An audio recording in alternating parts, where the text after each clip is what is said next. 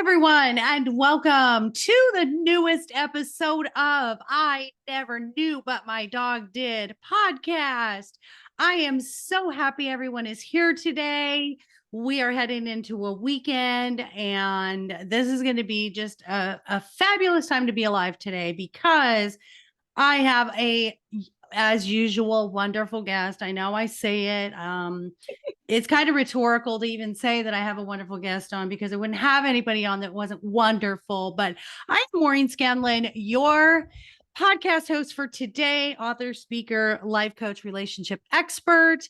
And I have a lovely lady on with me today. And just her name alone says what I know that her spirit is all about. And her name is Miss Joy. And I'm going to tell you a little bit about Joy and some exciting things that she is doing out here in the world. So she has three books out, five books actually, but three of them are books of quotes, and she's got two audio books out as well. And I'll tell you more at the end of the episode when I go to my little take my money segment.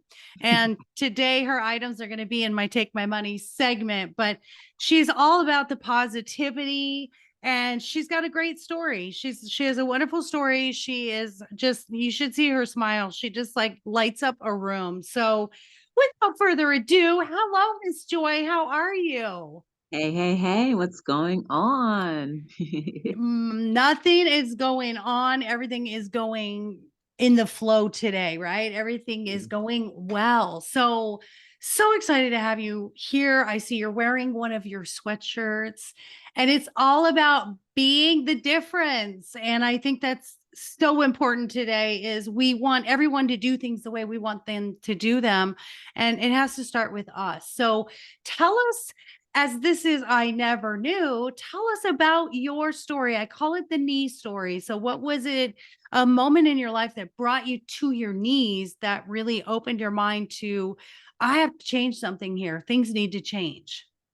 Let me tell you, before we go into that, I just want everyone to know that being the difference, like you said, starts with you. And it is absolutely one of the most challengingest, maybe the most hard things that you have ever will and do in life. It's like a lifelong challenge, it's a lifelong journey. We're all going to go through it. So that leaves no excuse for any of us to not try to be the difference or even have that become the forefront of our lives. So, one of the things that brought me to my knees and made me say, you know what, um, this is definitely something that I have to do all the time. Now, mind you, I've been in business since 2013, but this particular year, I had a surgery and I had to stay overnight in the hospital. Um, what brought me to my knees was the idea that there are not too many people who would be sitting in the room with me and just waiting and just knowing that and having to go through that feeling. I understand, and I can empathize with people who may be in the same situation. And it brings me to the idea of our seniors who, when they go through life, maybe they're surrounded by a lot of people, maybe they're not. But at the end of the day, you are by yourself.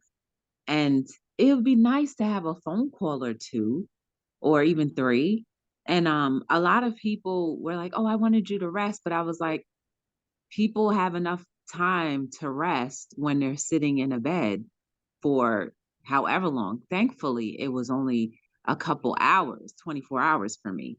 But at the end of the day, that experience absolutely brought me to my knees and always wanting to try to be there for people no matter what. Especially if I see somebody that seems like they're alone or they're going through something, I just want to be there. And if they don't want it, that's fine. And that's another thing too, guys. Like it can bring you to your knees when you try to help people, but they don't want your help. Let them be. Everybody has free will. That's a gift that we have been given from God, Jamaica, creator, or whoever you believe in. So let them have their free will, because you don't know what their state of mind is. And then maybe they may turn around. But it's absolutely okay if somebody rejects you wanting help. But at the end of the day, maybe they may turn around and have someone else, maybe not you. But that's the it's okay. It's okay for us to allow people to be in. It's okay for us to allow people to say no. And it's okay for us to allow people to be who they are, even if it's someone or something that they're not, or that you don't want to be around. That is the beauty of free will. But not to deviate too far, it still doesn't give us any excuse not to try to be the difference in every area of our lives. Yeah. So I just wanted to start off with that because it's heavy on my heart. No, I absolutely love that. And you're right. A lot of people will say, I've tried being kind to people and they don't receive it. Well, don't let that stop you, because you know what? You just keep going, because there is someone out there who needs your love, your gift, your empathy. And not a lot of people know this about me, listeners. Some of you do, but I started in nursing and I worked in a long-term care facility. And I Isn't worked that on crazy? I worked on a unit where the patients were, it was a respiratory unit and they had tracheotomies. And so a lot of them couldn't even speak. And I worked graveyard shift. And so I would go in and they would see me at 10 o'clock at night. And when those patients saw me and lit up, that's when I knew I made the difference. That's when I knew. You've seen nurses coming and going and people in and out of your room, and you're miserable. And a lot of these people were, half in and out of consciousness. But when I could light someone up by just walking in, I knew I was meant to be a healer, a giver of some sort. And so I love that message. Never give up. Keep showing kindness. And I see that in you. So this is a great topic, and it's not one I think I've ever covered. And that's why I knew my little Joy would be would be perfect for this. What are some examples? Because a lot of people, and you make a good point, not everybody wants help. And I'll tell you why. As a life coach and with my psychology background, a lot of people have a hard time taking help. And a lot of people have been programmed, they have to do it all themselves.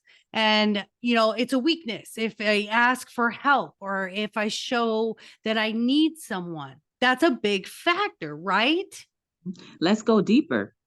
Let's go even more deep. So imagine being a toddler, when your personality really becomes who you are, and being trained to believe that you don't need people. Yeah. Oh, Do it sure. yourself. Stop crying. Like all of the things that we don't think, that maybe we were raised thinking it was okay, but everybody's an individual and some people are more sensitive than others.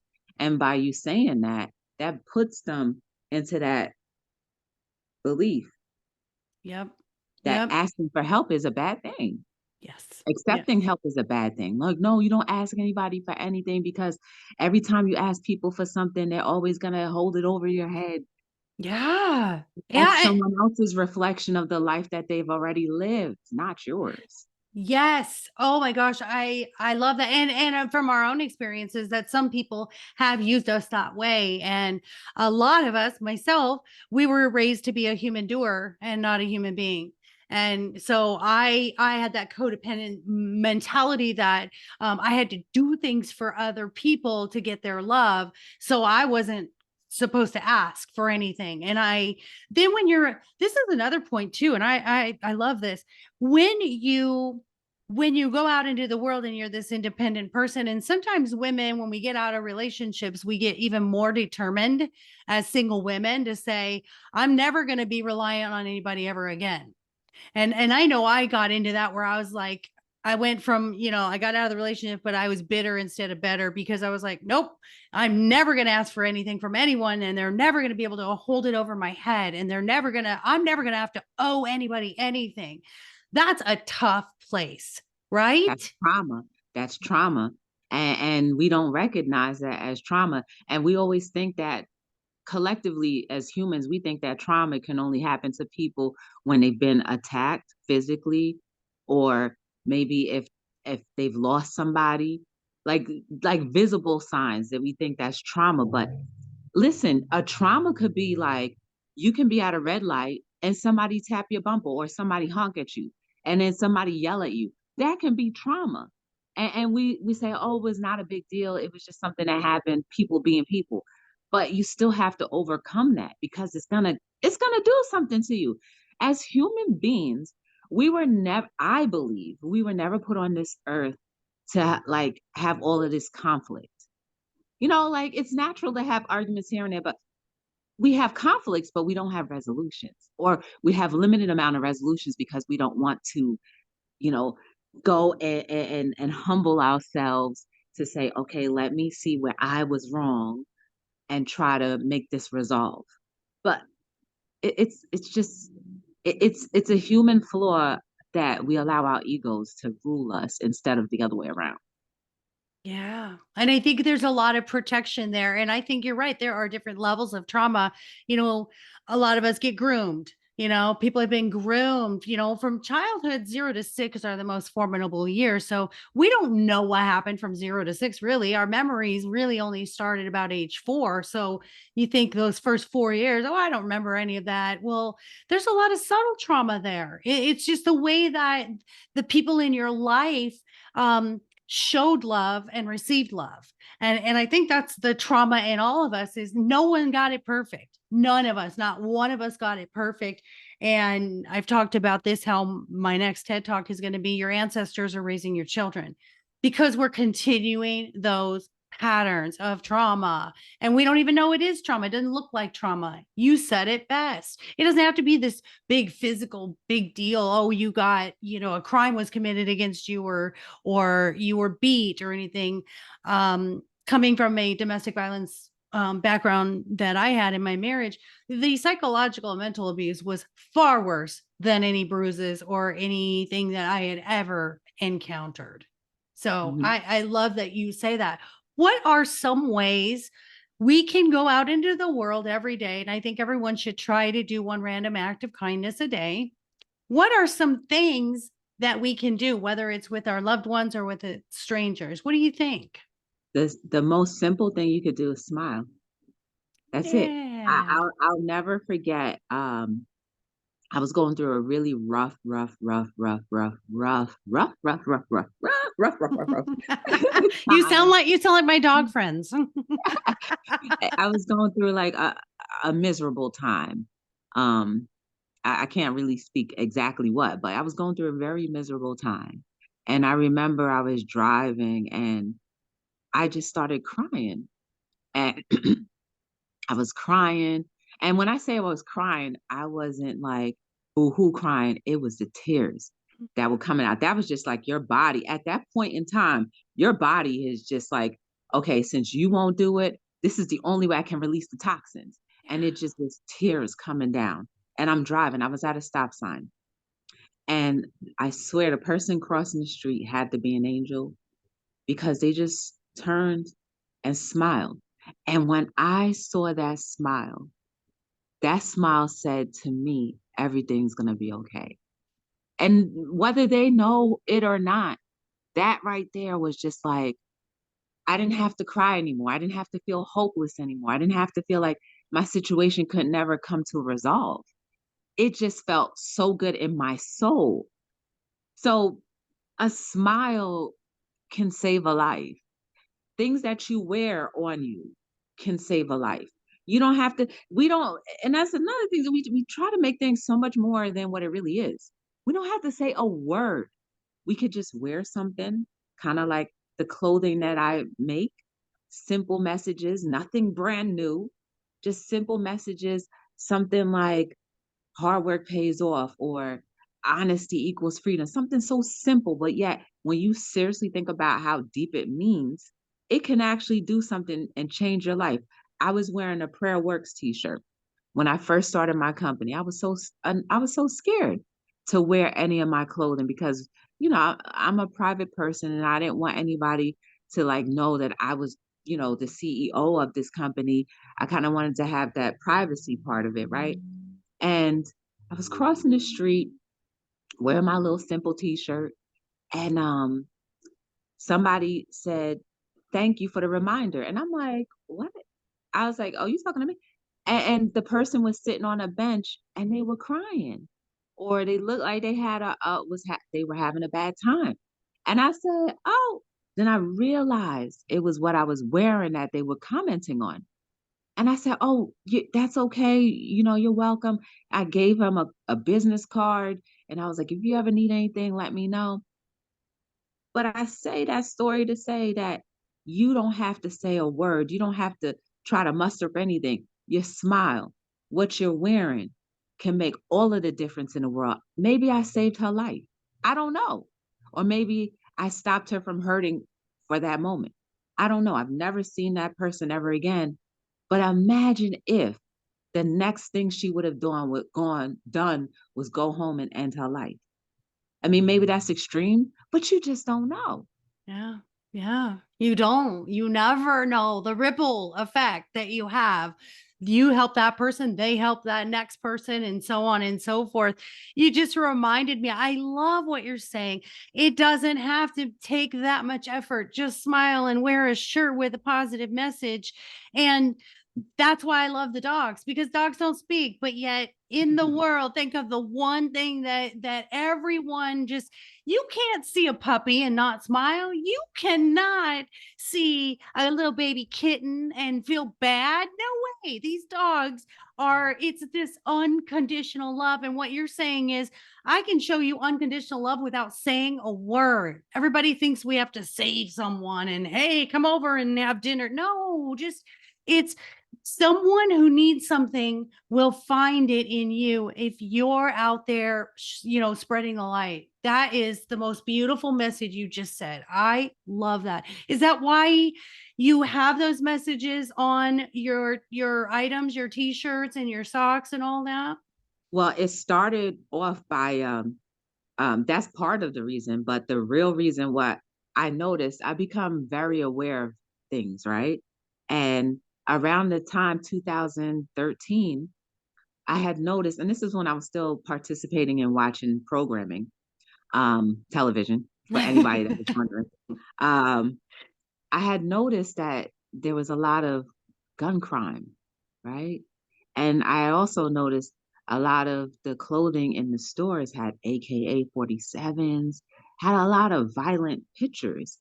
And I said, wait a second, what if they programmed us to believe that we have to kill each other by simply putting it on garment? Oh, And I say, you know what? Two could play that game. And that's how Be the Difference really started. wow. So I love that. And I love that on some of your clothing items, your apparel, it talks about social media being positive. And I have a Facebook group called Mindfulness and Positivity Seekers because of that reason, because we wake up every morning and you go on social media, and you and I know as business owners, you have to be on social media. I mean, you really, to be successful, sorry, it just is the way of the world. It frustrates me. I'm old school. I want face to face, but we don't knock on doors anymore and hand out flyers. It just doesn't work that way. So we have to be on social media. And so my determination was, if I'm going to be on social media, then I'm going to be a good influence. And for those, and my group is up to almost 3,000 people, and I'm super excited, right? Because, and that's what I love about you, and that is the commonality and the synchronicity I feel with you, because your books are quotes from Instagram to in yeah, the yeah. hand. And they're I all original. They're all original.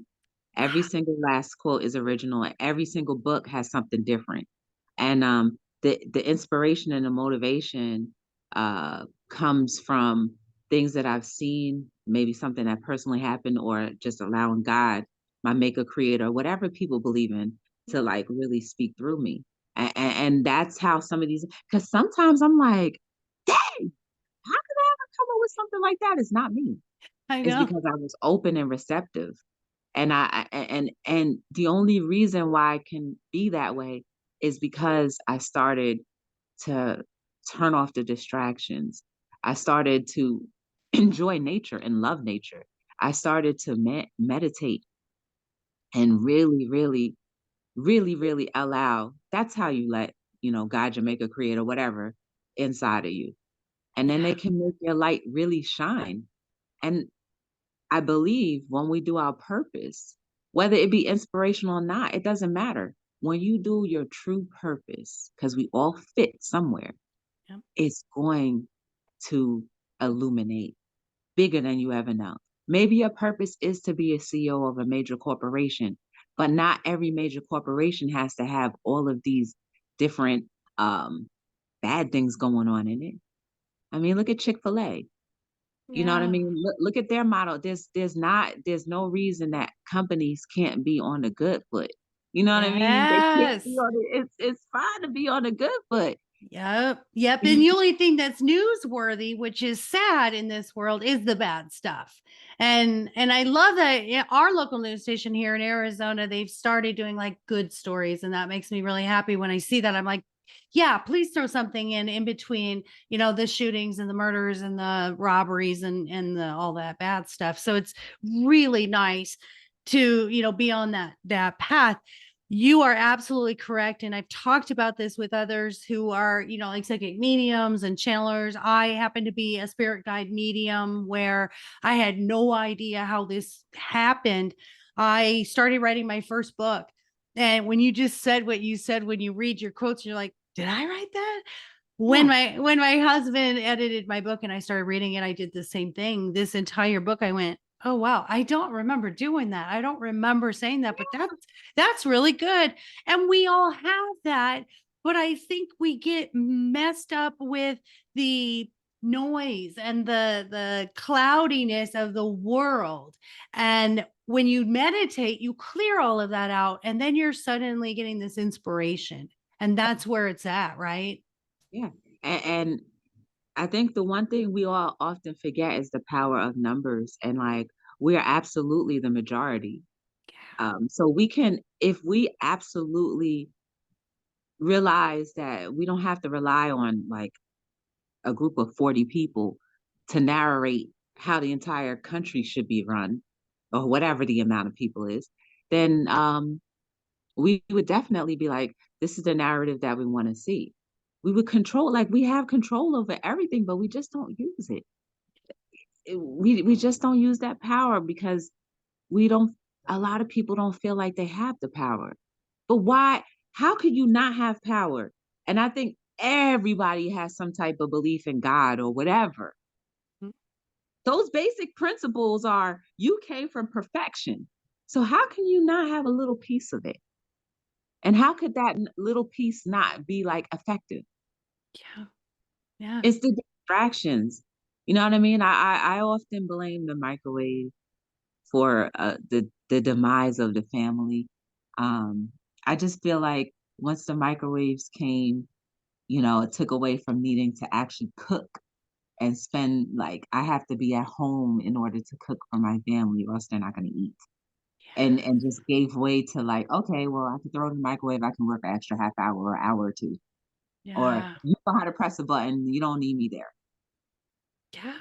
Yeah. I think technology in general, I think it harmed humans in a way that everything was so convenient and cut down on time. But there's things in life that should take time. Growing plants take time. The things that really matter actually take time. Building a relationship, falling in love, that stuff all takes time. Think about in your life all the things that take time. There, Everything.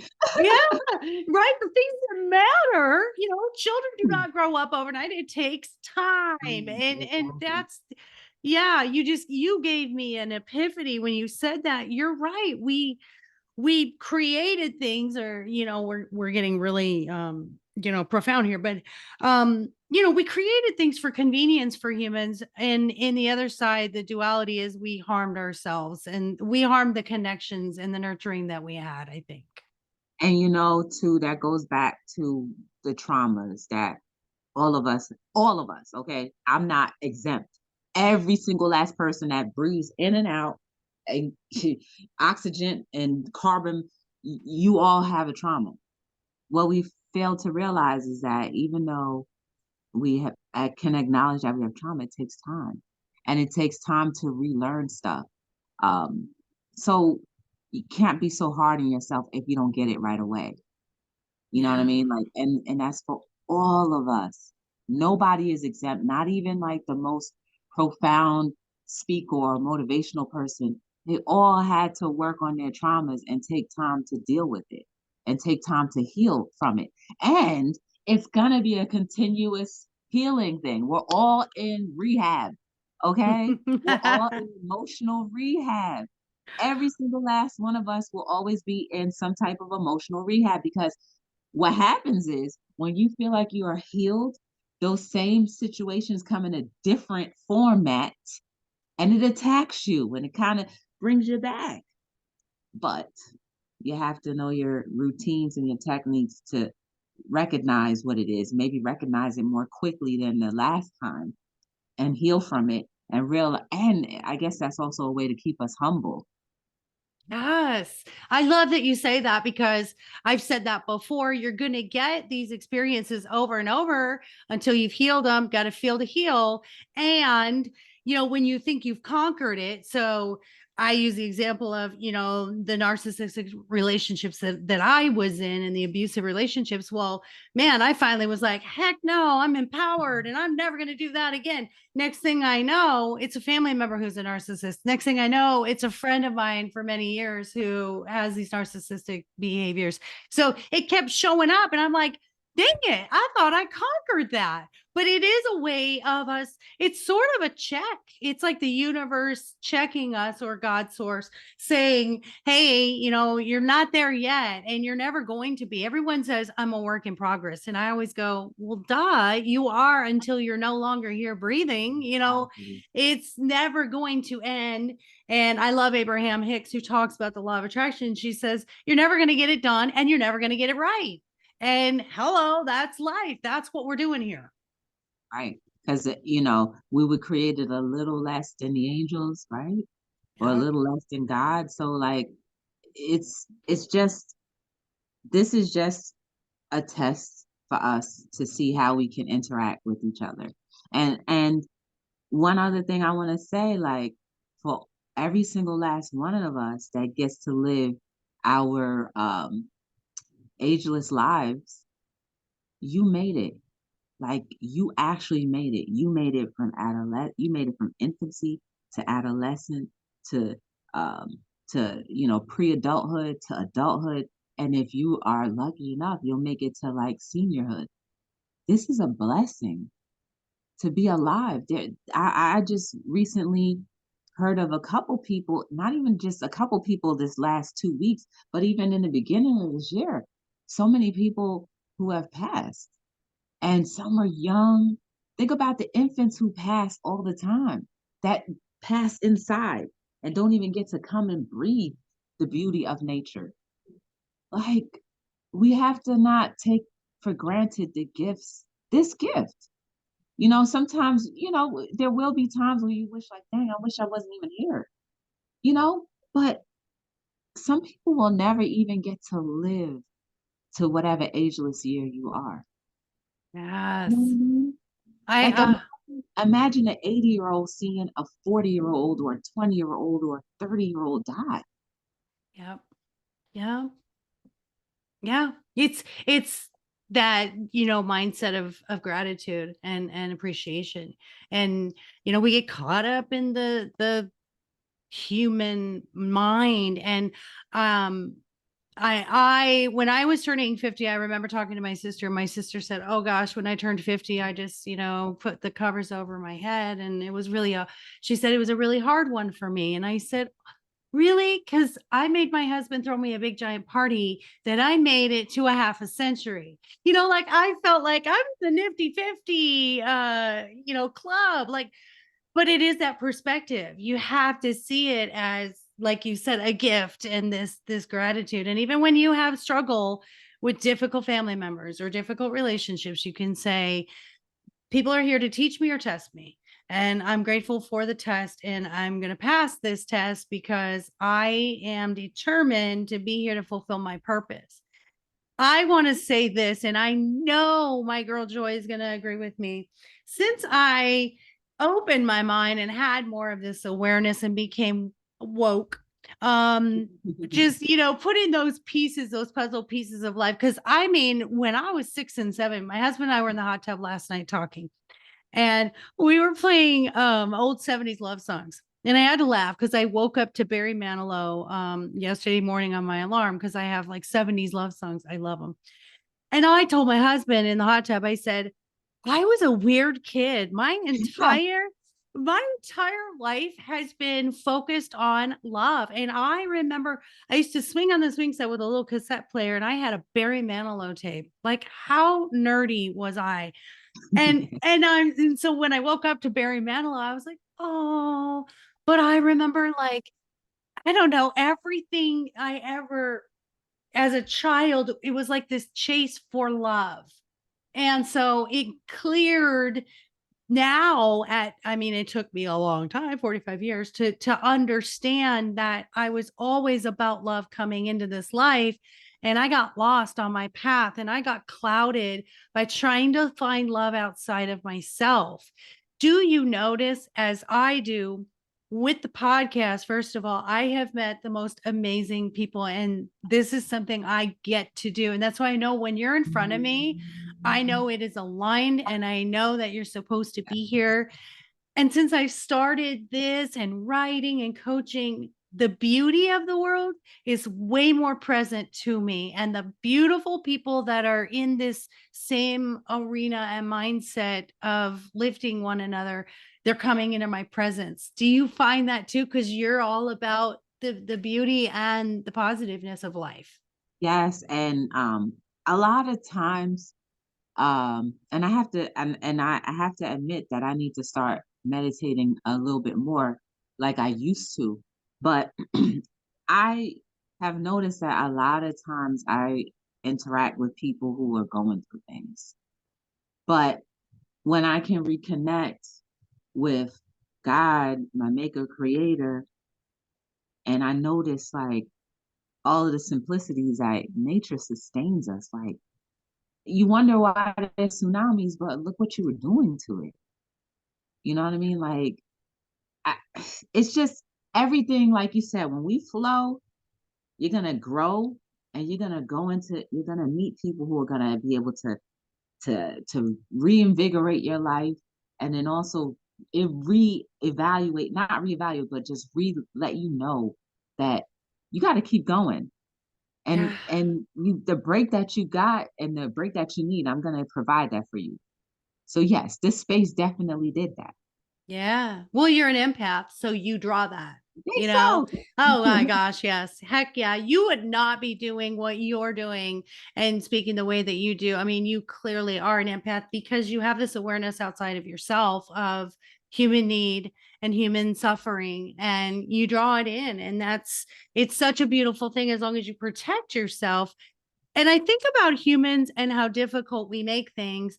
And there is a meme I remember on Facebook of a hand with a razor blade, and they're holding it in their fist super tight, and there's just blood running down. And it's sort of the same thing in life. The harder you grasp onto something that isn't good for you or isn't serving you, the more you will bleed. And that is your trauma and your pain and your suffering. But when you let go and you have more ease, the stuff just kind of comes. It's like you're Yeah, you're a magnet to the joy and the desires that you have, right? Do you yeah, find that happens? I agree. And just like you said, we're magnets to whatever. So if you hold on to the pain, you're gonna keep on magnetizing pain. But if Yeah. you let go, if you learn how to let go that ego and then you will like start to see like, oh my goodness, miracles happen. No, it's not a miracle. It's just you are finally falling into the place where you're receiving what peace looks like. You know what I Oh my gosh. You get what you allow, right?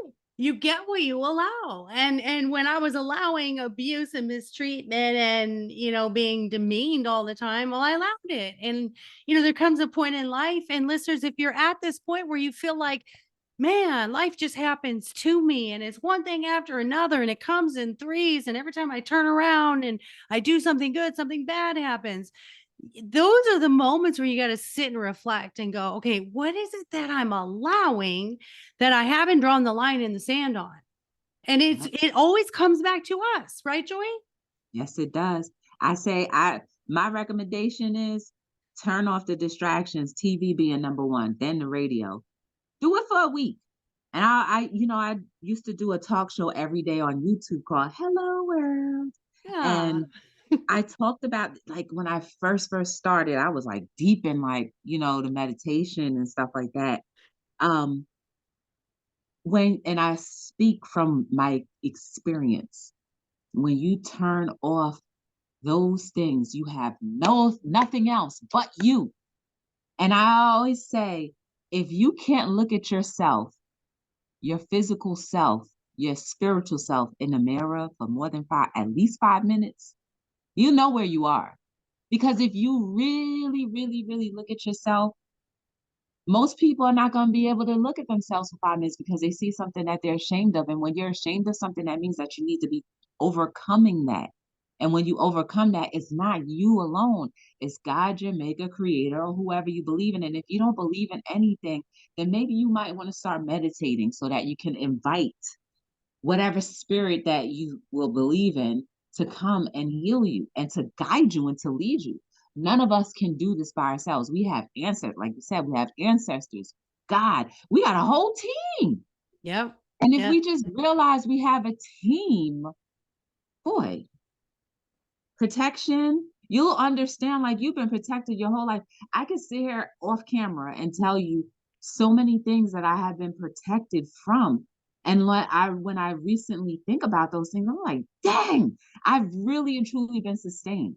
Because there's no way physically possible that some of the things that I've gone through and going through could be done without having that barrier of protection. And I'm so thankful that they still had that much patience to still be with me when they could see me like, dang, Joy, you really need to just go the other way, or you really need to stop thinking. You really need to just let go and let us help you. And they say, no, we love you enough. We love you enough. We love you enough not to let you go. That's the kind of love that we all have, y'all. Somebody, something loves you that much that no matter what you do, they're not going to let you go. No matter how much you kick and scream, they're not going to let you go. Even when you acknowledge them, when you don't acknowledge them, they're not going to let you go because they have your best interest at heart. And if you allow them to allow that interest to go and to follow your purpose, then you will be able to be like, dang, it's just like you said, you'll be in a state of gratitude for majority of your life, except for the times where you're distracted by the things that happen every Yeah. day. Yeah. Yeah. When you're looking at that stuff around you and not just saying, okay, what is this teaching me? Why am I seeing this? And you're right. And we're allowed to go off path. I call it a wobble, like you said. But even with that free will, they're still going to have your back, and they're going to try to get you back on your path. And that's the beauty. And that's the beauty of hope. That's what hope is. The hope is that help is on the way always. Well, no matter what's going on, you always have a hand there to help you. It's just letting go of the belief that you're not worthy of it. That's Yes. that's what stops us. I think that really truly is what if we broke down everything and you and I were standing at the top of a mountain talking to all of humanity, and they'd say, "What's the problem with humanity?" I would say, "You don't feel worthy enough." Why? Mhm. Right? Because you What's don't know, because nobody taught you real love. And Yeah. I'm not saying that to diss our parents or ancestors or cousins, uncles, aunts, grandparents. I'm not saying that to diss them because they're teaching us love from the perspective of what they grew up with. And they're not going to be like, oh, yeah, when I grew up, they're not going to go like that because they're too busy trying to do the go button and help us. Yeah. Yeah. So And that's times are how, changing, right? yeah, yeah, Yeah. and that's how that, like, at a certain point in all of our lives, we either come to that awareness or we just continuously be distracted until something bigger comes along, and then you have no choice but to look Yes. at yourself. And that's exactly what these stories are, is, we've all sort of reached that knee moment, or I always say, sometimes God rocks the boat, sometimes he flips it. Those flip moments are when we're like, oh damn, now what? Because I was just going along with mediocrity and thinking I'll just status quo this and everything's cool.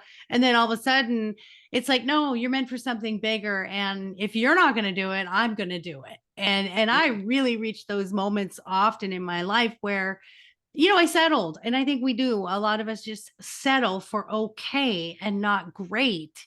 And which brings us to, what would you tell your younger self so that we don't continue these cycles? What would you tell your younger self, not to dismiss the experiences that we needed, but that it would have helped you even more so to get where you are or further? I would tell my younger self to demand to be heard, to demand to be able to explain yourself, to demand to just be okay with being vulnerable. That's what I would tell my younger self. It's like, be vulnerable. It's okay. Like, you don't have to live life alone. You don't have to be so strong, even though you know you're not strong. You don't have to you don't have to allow people to put you in that box. And it's okay to be vulnerable. They're not going to think of you any less. And even if they did, so what? You'll get to your purpose faster through your vulnerability. Yeah. Yes. Demand to be heard. I love that. Yeah. Stop. We have to stop perfectionism on ourselves, because I think we are our biggest critic. And Um, I used to tell my dad, because he was just completely discouraged with me and my relationship woes. And he used to like tell me what I did wrong. And I would look at him and I say, Dad, there is not a thing you can say to me that I haven't said to myself 10 times. So uh, you can't beat me up any worse than I beat myself up over and over and over. I didn't say this, but in my mind, it was just reinstilling all those limiting beliefs that I had about myself. And so we have to be careful how we're talking to our children too, is stop reinstilling any self-doubt and criticism that they have. That perfection mentality stems mhm. from fear of abandonment, And right? programming. Yep. I Yep. blame a lot of that on programming because, you know, a lot of people were not meant to be employees. A lot of people are not meant to be CEOs. A lot of people aren't meant to be entrepreneurs. But if we're all taught to do the same thing, when and how will you start exploring that? Oh, well, you have to wait till you're an adult. That's why I love the school of Montessori. Like that whole philosophy, teach the kid what they are leaning towards. And it's Mm, okay, like if you lean towards something and then you change your mind, so what? We're humans. Like yes. I like to use the analogy of Jesus. Like Jesus never stayed in one place for all eternity. He went from town to town, city to city, state to state. Yeah. He Yeah. never joined anybody's church. So what makes us feel like we have to be joined at the hip to any particular thing? Yeah. You Yeah. want to be a doctor one day, be a doctor, and then if you change your mind and want to be something else, that's fine. Humans are not, we were never programmed to live this rigid, long life. We go off, we Yeah. grow. You don't just grow straight up. A plant can never just grow straight up. It needs to have a lean so it can continue to grow. But to Oh, grow straight up, you're gonna fall over because yeah. you can't carry that weight. Oh, that's good. That's so good. It is ebb and flow. Things are going to change because the only inevitable thing about life is change. good or bad. It's going to change because it's energy. We're energetic and energy is always changing. And I love what you just said about that. That analogy is it is okay. You can't how many people I know, and especially those who you go to college, well, you go in high school and they start asking you, your first year in high school, what do you want to be? Nobody damn well knows what they want to be at 14. I don't care. Take an aptitude test all you want. No one knows. I didn't know. And I didn't even know what I wanted at 40. So, they pressure you to know who you are and what you want at that age. That's ridiculous. 14 years on the planet and they're supposed to know what they want to do for the next 40 years of work of a paycheck. No, it's what we should be asking them is, what do you love? What do Mm, you feel passionate about? Because hello, that's what will take you down that path. And like you said, okay, if you want to be a doctor today and it changes, I told my children, I do not care what you do as long as you give it 110% and I love it. you love it. You love what you're doing. My son, I adore my son. He he has ADHD, and I don't like labels, so he has focus issues, but he was on medication as a child, and it's been a struggle. And he just was a different thinker. School did not fit him the way that he learns. He's a visual learner. He's a hands-on guy. And he was always outside. He was hunting and fishing and rocks. And this kid was always going skateboarding. And I remember him, I'd say, is there anything you're interested in doing? And he really had no idea what he wanted to do in life. Well, he fell into a career with a friend of his who had a business collecting or picking up people's junk, like cleaning their house out. They pay to come and, hey, haul this thing away. And he loves it. It is his absolute passion. And he got out of it for a little bit because he thought, I need to go into the whole, I need to have taxes taken out. I need to not be a self Mm, contractor, and yeah, health insurance, got into the whole trap of what I need. And he was miserable. And then he got back into the junk. And when I hear him talk about it, he's that sales guy who could sell ice to an Eskimo. His customers love him. He's so energetic and personable, and it tickles me. It tickles me to death. And he says, yeah, so this company, they're going to send me to I don't know, Kansas or something, to what is it called, Junk University. And aw, I was like, mm, what, son, you're going to college? I'm sorry for you.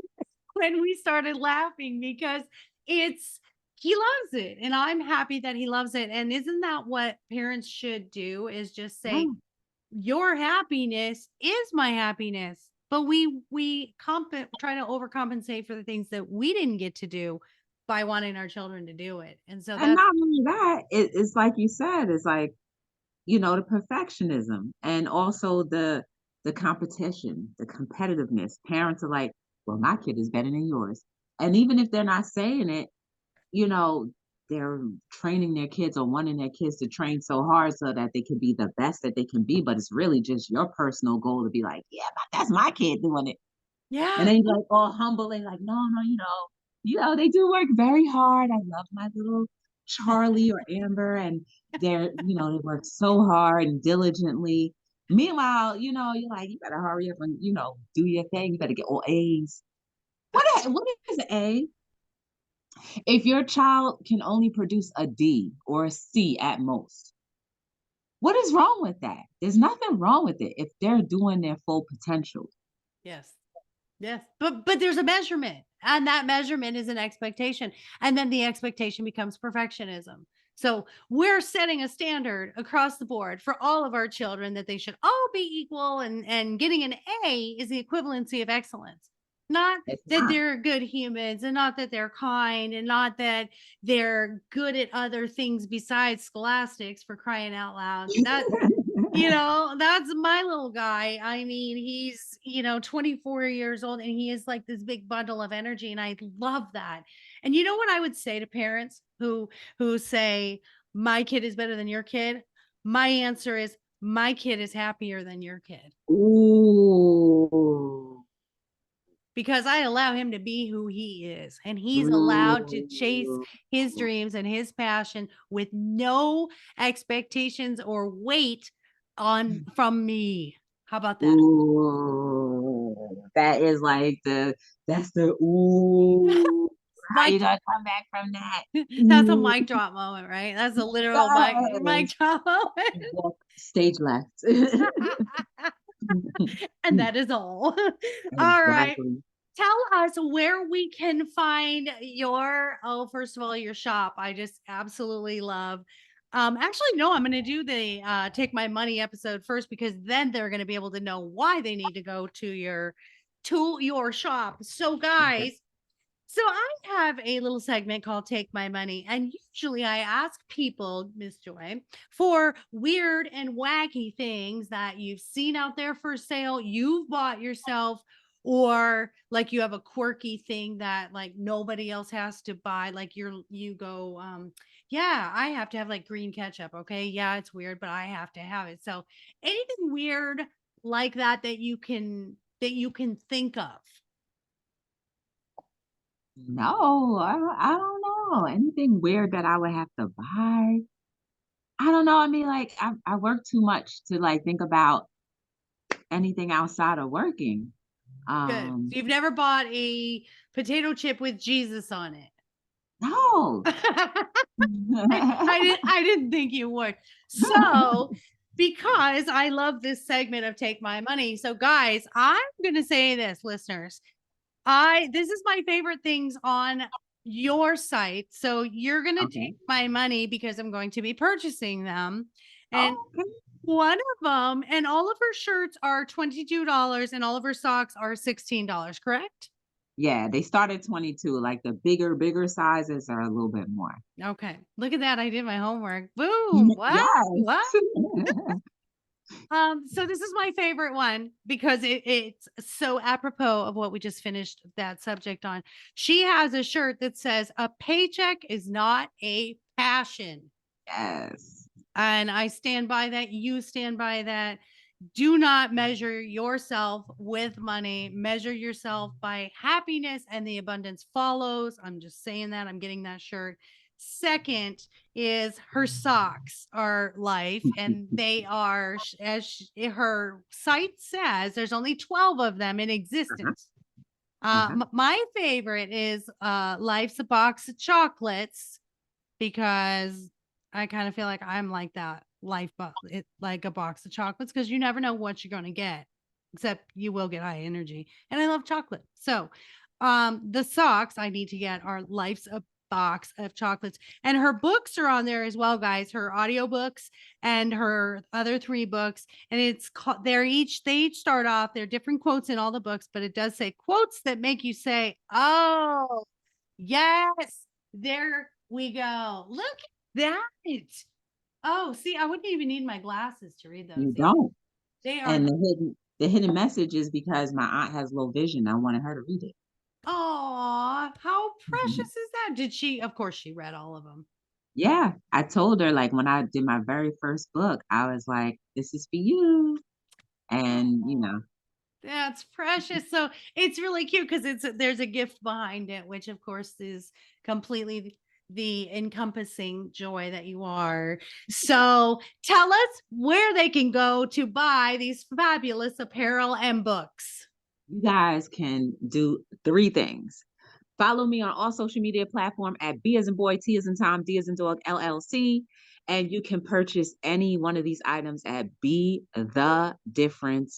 BeTheDifferenceLLC.com. And just another gem behind the socks.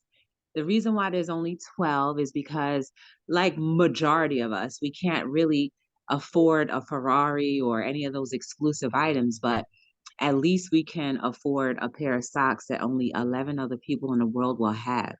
And when I pass from this ageless years, then you will have something that is worth just as much as a Ferrari, but you paid only $16 for. And they're also broken down into different colors. So you may even have the only pair in the world. Hey, see? You're unique and you need to have a unique pair of socks, guys. That's all we're Can saying. I tell you one other thing too? Yeah. So like in the Life's a Box of Chocolate, I spelled ugly ULGY. And that means unnecessary losers get you. That's Oh, what ugly means. well, then of course I would pick that pair, right? Oh my God, that is fabulous. Now, when I buy the socks, does it have a little saying in there that so I know what is referenced, like a quote or something? No. Okay. We'll make sure you put one in for me, right? Okay. Okay. All right. So close us out with a quote out of one of your books that you feel like is just, let's do a random. Let's let the spirits guide you to what is the quote that we need to hear today as we close out for our listeners. All right. So from Self Reflections, quotes that make you reflect, from my heart to your hand, my fifth book. I'm going to just flip through, and wherever it stops, we're going to read it. So I'll read both sides. Okay. It says, last breath equals no more life. Stop waiting. Tick tock. Oh. And then the other one says, the new year starts when you reinvent your mind. Oh my goodness. The new year starts when you reinvent your mind. Heck yeah. Heck yeah. You could have a resolution at any point. I don't believe in New Year's resolutions. You just start now, right? Mhm. Tick tock. Well, that's so perfect. And I thank you so much for being on here. I knew this was going to be super fun with you and energetic and just so joyful. And I love everything that you have to say, Joy. And I have so much gratitude for you for giving me an hour of your life that is priceless. And it was amazing spending it. And I feel like I grew. I also feel like I healed, and I appreciate you. And thank Thank you guys for listening. Definitely check her out. Make sure you follow her, share her, join her group, everything, guys. all the things, all the things. Come on, guys, come in, follow me, enjoy. If you guys are looking for coaching, I do relationship coaching, dating coaching, life coaching, self-esteem, confidence coaching. I'm at lifecoachmaureen.com. And I also have a little online store called mydogiseverything.net, where I have all healthy dog products, holistic, only 3 ingredients, and lots of doggy apparel and safety items, bandanas, lots of fun things that I keep adding to. And of course, my books, My Dog is More Enlightened Than I Am, and My Dog is My Relationship Coach are available on Amazon, Barnes and Noble, Walmart, Target, all those fun places. And you can just go to my website and purchase them there as well. So, to our fabulous Friday, I just want to say, everyone, be well, be happy, and we're going to end it with be the difference. Different. Yes.